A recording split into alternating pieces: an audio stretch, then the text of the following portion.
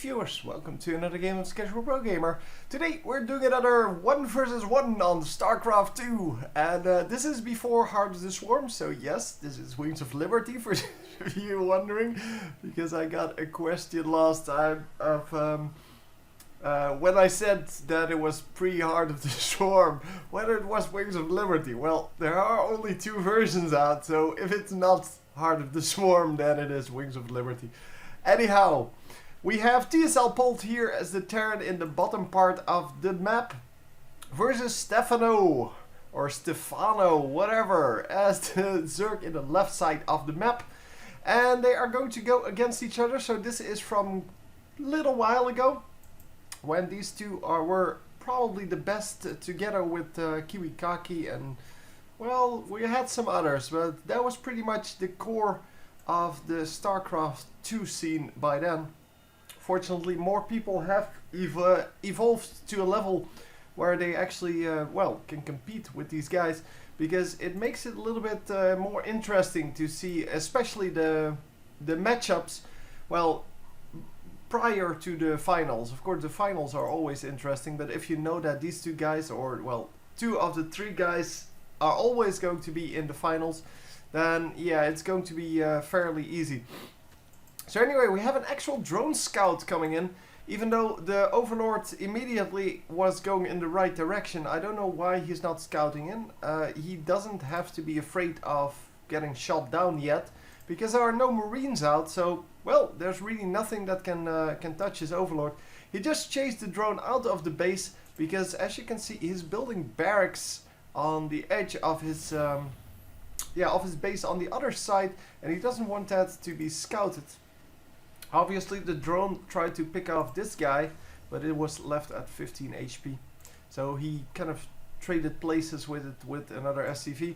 And these barracks are going to be a surprise, because normally, well, you can see that 1 barracks is normal, because you need 1 barracks to produce some Marines, but most importantly, to get your next tech up. Because there's nothing you can build without building barracks. Well, you can build supply depots, but that's about it. So if you're going to win with planetary fortresses, yeah, that's all you need. Anyway, he's building a bunker here on the edge of the enemy base, and look at the amount of drones coming off to counter this. Yeah, he wants to prevent this Marine from going anywhere near it, but there are 2 Marines out already. The 3 Marines now. The Marines are going to do very well against the drones, obviously, but the bunker does go down. The SCV, however, is still alive, although just barely. And yeah, the Zerglings are out now. So 6 Zerglings against 3 Marines. Oh, 8 Zerglings against 3 Marines. But look at his positioning. He's positioning them all the way in the corner. So even though this bunker is not completed, it provides a lot of protection for his dudes, and he's going to stand in this corner and, well, kind of make sure that at most like 4 Zerglings can attack him, but not the same guy. So 2 Zerglings can at max attack 1 Marine, and that is going to be a big advantage for him. And look at that, grouping that up while getting vision from the high ground and really doing a lot of damage here.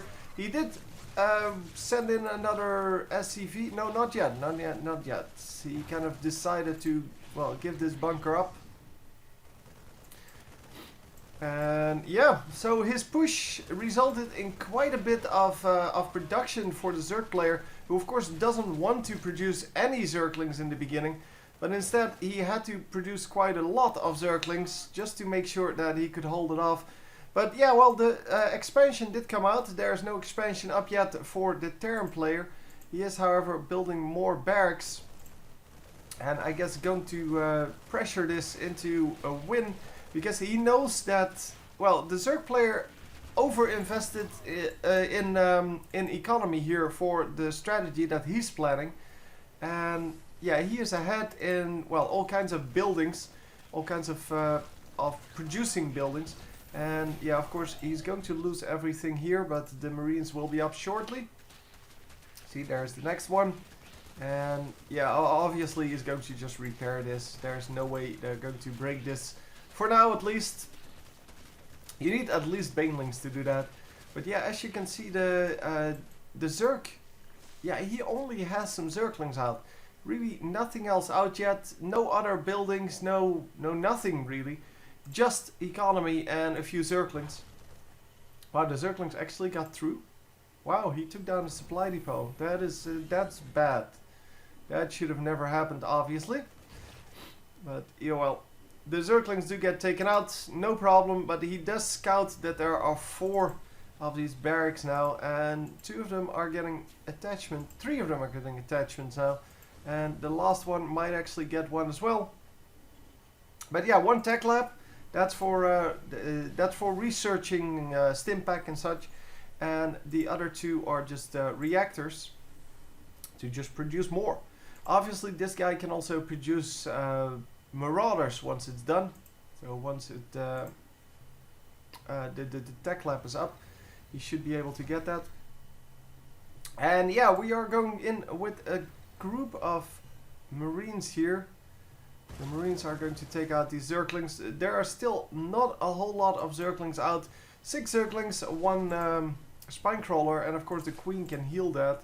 The Baneling Nest is coming up though, and once the Baneling Nest completes and he gets a few Banelings, he might actually have a good chance against this this Marine army, because it seems that we're going all Marine here. So bunkers are going up. Well, 1 bunker, 1 supply depot. Just making sure with the last supply depot here that he's going to wall off this portion so that the Zerglings have to run all the way here. And that is of course better, because then your Marines have all the time in the world to shoot at them. And that's exactly what you would want out of that. So Zerglings are going to scout around the map. They're going to come in here and they're going to meet up here with the Marines. No, the Marines actually fall back. So they are going to get surprised by what's coming in. But fortunately for him, he does have a bunker up. So any new Marines can just hide in the bunker until the rest of the army shows up. And we're going to engage the main army here. Wow, the entire Marine army getting surrounded. He loses all of those Marines for no gain at all. And yeah, this is a much better positioning, because, well, he didn't get surrounded here. Focusing the Banelings, by the way, to make sure that they don't explode on his Marines. It's still not a good engage, apparently. He didn't have enough Marines going, and, well, this second group is now all Banelings, and we will have to see how that works out. Oh, so many Banelings! They're going to just try to suicide into these buildings. Well, they're going to try to suicide into these SCVs, but they're not going to manage to do that at any point. But as you can see, yeah, they have to kill the Marines, and here you go, the bunker goes down, and now he has this opening on 2 sides of this this command center, and obviously going to try to take out as many of the SCVs as he can, and oh, so many of them die. Oh, this is so bad. Yeah, this is what you get for going all Marine. I kind of assumed he would be better with his micro, but I don't know when this was played. It's definitely after the beta. But yeah, this was really bad micro on him with his Marine groups on this little well, corridor.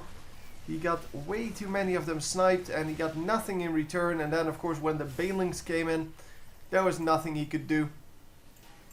So many Banelings, yeah, there's nothing you can do against that. Let's see if this is, yeah, 23 workers killed. That is a whole lot. And let's see if the resources lost display a similar thing. No, actually, they're quite equal. Well, they're not equal obviously, but since the income is much higher on the Zerg for the most part, because, well, he had that second base up much earlier. Yeah, he kind of could lose a few more resources to get that done. But yeah, we're still equal, which is kind of amazing, because it means that, well, we're going to be able to, well, do this again. We're going to be able to retry this as a Terran player, and hopefully this time not get our whole army surrounded. This time the micro is much better. He left the Marauders in the front, because, well, you don't want to suicide banelings into marauders, because, well, banelings do hardly any damage to marauders. And of course, they do a lot of damage versus marines, and there you can see it. 2 banelings take out the entire group, and the rest goes down. Well, a few of them get picked up, I guess. But this guy almost dead, so yeah, they're going to have to run back. And look at this, 4 overlords placed, 5 overlords placed at strategic positions, making sure that no drop can come in without being detected. And of course, if you have a good eye on the minimap, then that should indeed be the case. Obviously, the Terran player doesn't know that yet, but, well, as soon as he finds out, he might actually produce 1 Viking to just make sure that those overlords get cleaned out.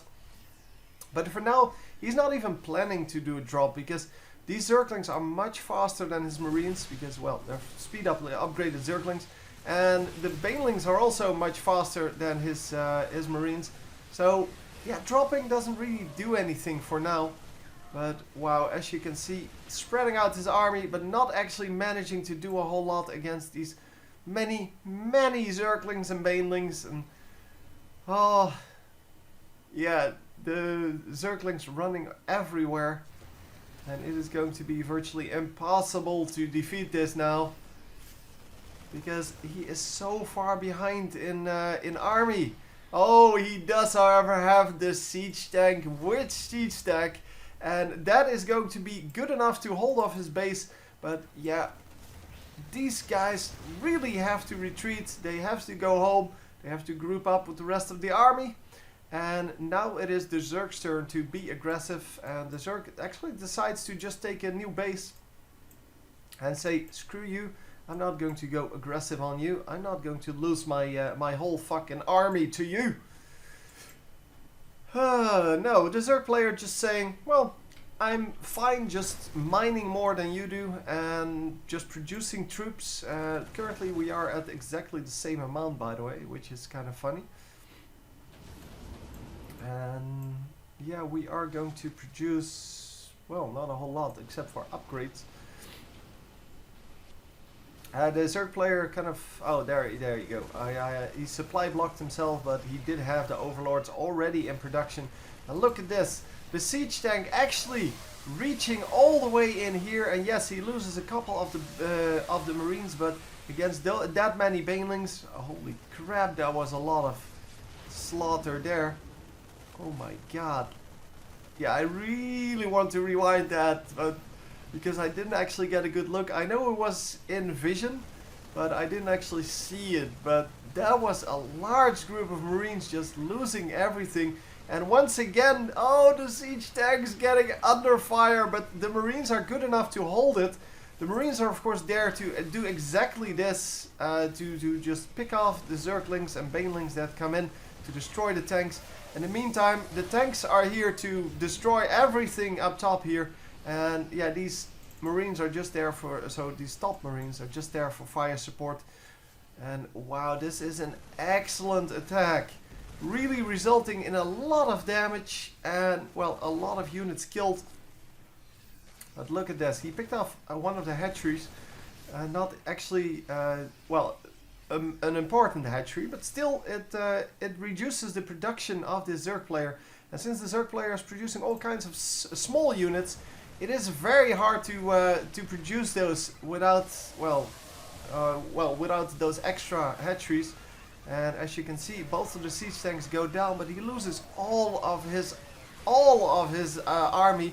The last siege tank goes down as well, but there are still many marines left and only a few Zerglings. So are these banelings going to be the saving grace for our Zerg player, or is it just going to be the marines who are victorious? In the meantime, as you can see, picking off the entire base, this little contingent is getting killed, but there are still plenty of marines left, and they are just going to be, yeah, they're going to be slaughtered by this. Well, a little bit of pickup. Well, one of them gets picked up, very low health, and I guess we're just going to hold them off for a moment. Of course, we're still producing marines. We're producing 6 marines at a time, and those 6 marines are coming in every time. So you can see the groups of 6 marines, 6 marines, 6 marines, and they're just grouping up currently, just making sure that they can hold off this this push that is probably coming in from this army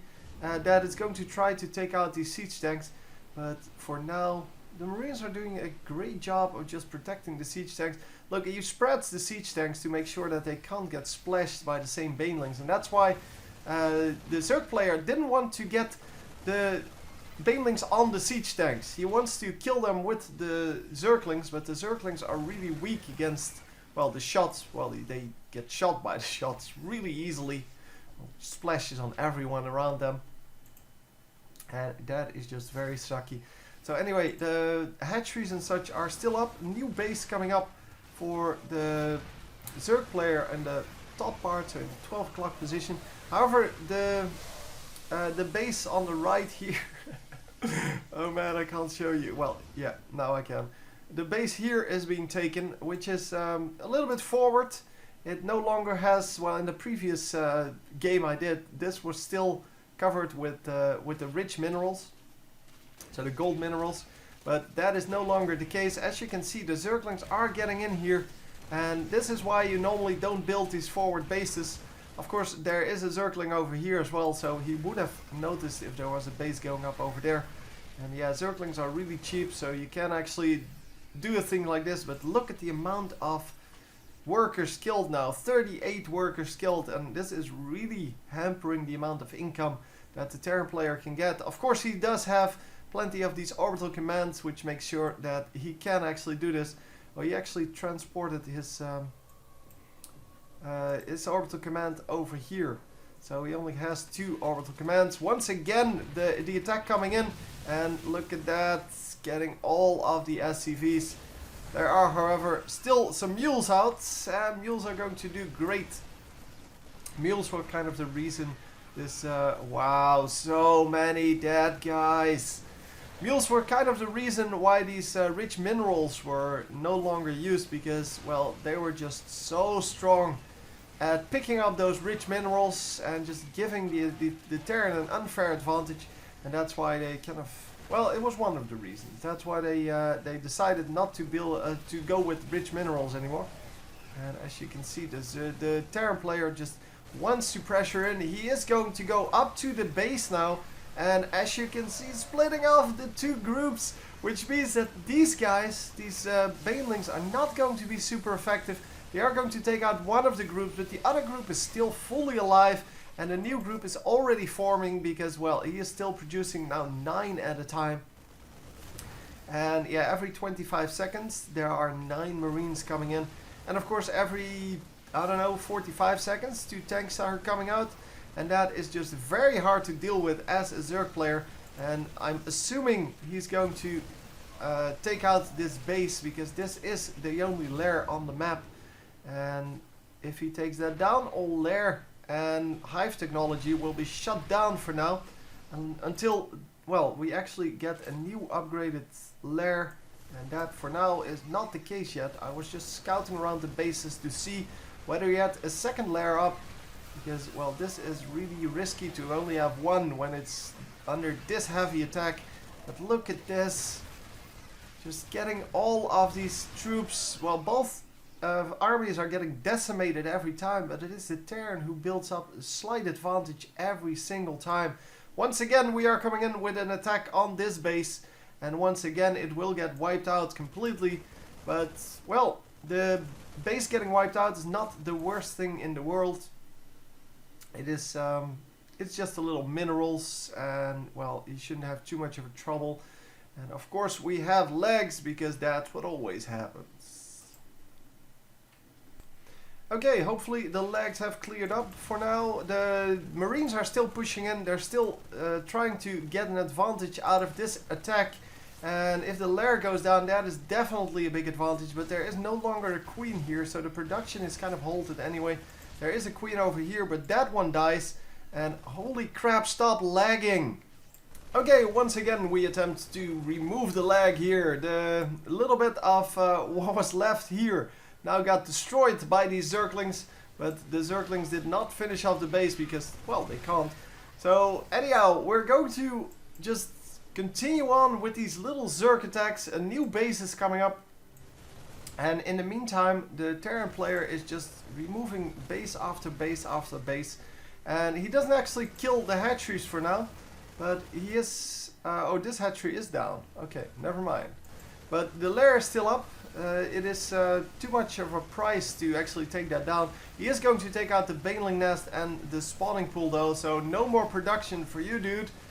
And that is going to be very hard to deal with because, well, the spawning pool has to respawn before he can do anything here. And yeah, that's going to be a problem. Because at this moment, there is no production for the Zerg. One baneling in production. And that's it. So the Terran player pretty much has, well, full reign over the map. And look at this, exactly right timing.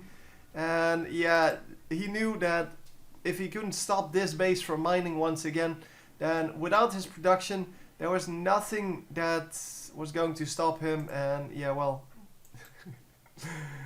oh my god, this was a big match.